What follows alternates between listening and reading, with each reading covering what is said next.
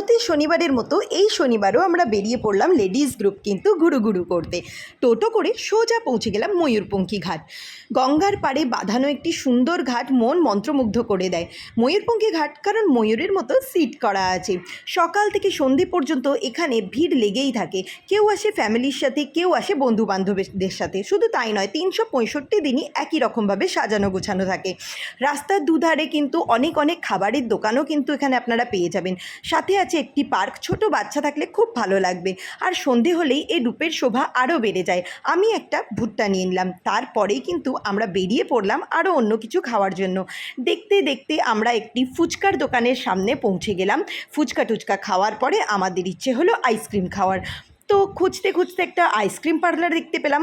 ওখানে এসে সবাই মিলে আইসক্রিম নিয়ে মজা করে আইসক্রিম খেয়ে সন্ধেবেলায় আমরা বাড়ি ফিরে আসলাম। দেখা হবে পরের ব্লগে।